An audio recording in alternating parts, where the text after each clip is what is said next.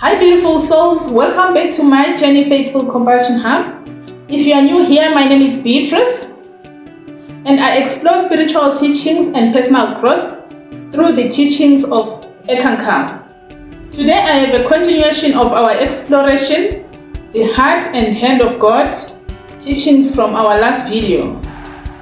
In this video, Harold Clem shares a fascinating story of an African ex-student named Anthony, his journey with Eckankar, and the amazing experiences he and his family have had. I'll be reacting at the end of the video to share my thoughts and insights. So now relax, let's dive in and discover the wisdom within this story.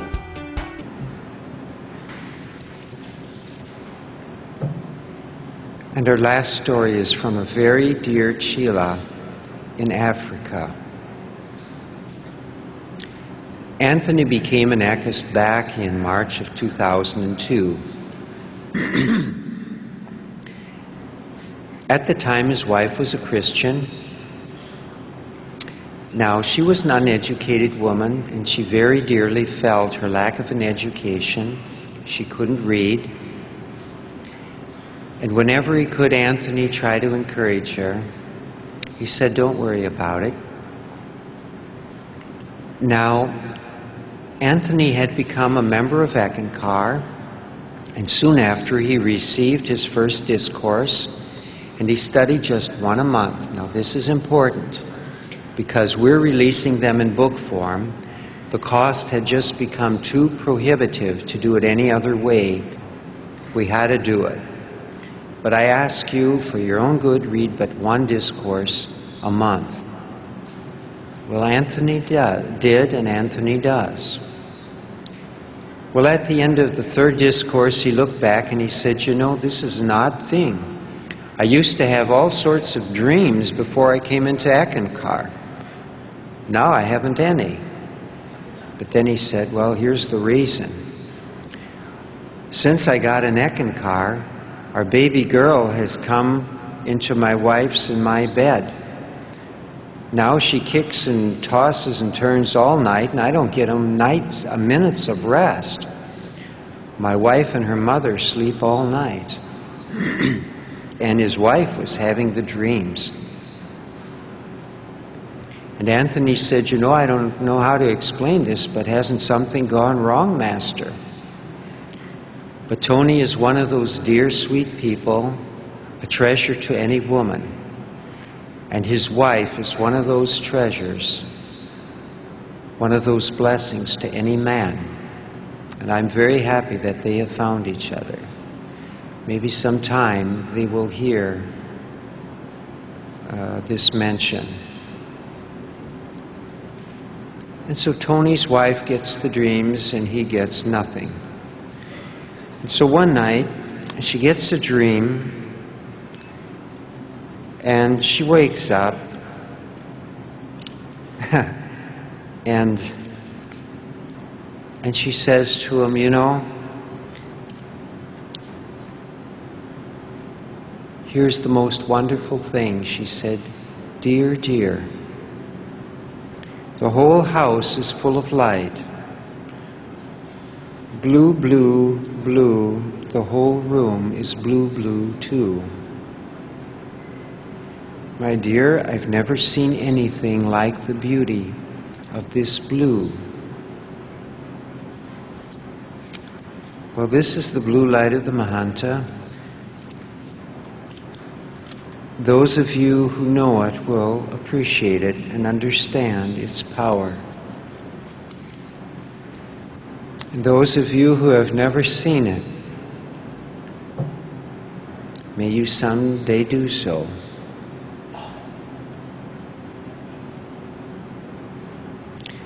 And so Anthony said to his wife, he said, "Don't worry about your lack of an education. The Mahanta will teach you. He will teach you all that you need to know and much more." And so it's true, she got to learn, and in time she asked to go to an Ek worship service. They used to be a two-religion family, and now they are a one-religion family. They are both Eckists.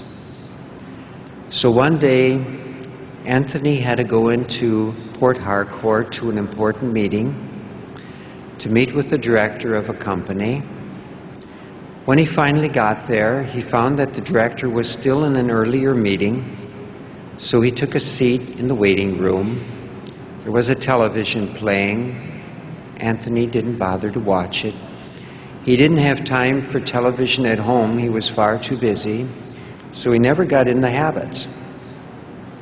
So he didn't watch here. But on his mind was a question.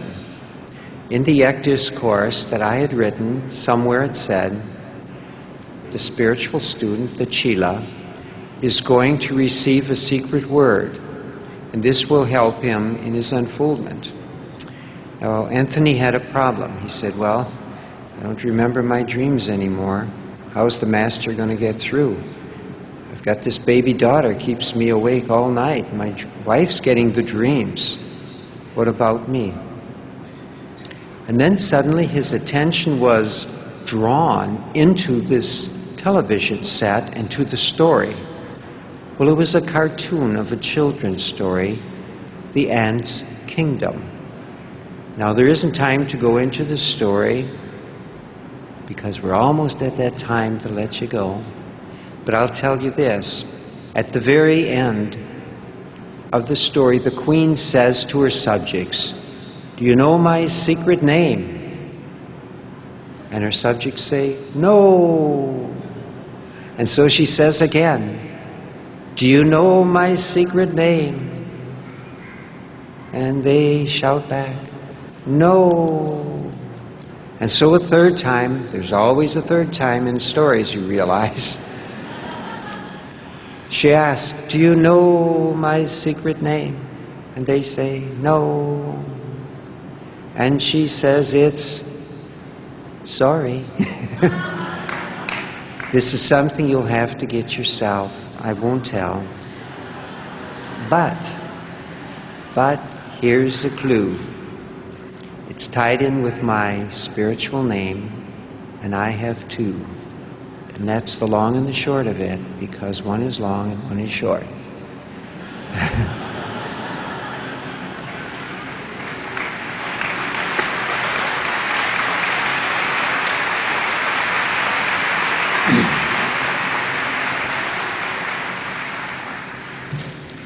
So if you're new, ask around, and maybe you'll bump into someone who knows one or the other names. And if that doesn't work for you, try Hugh. That should work for you until or if you decide to become a member of Eck.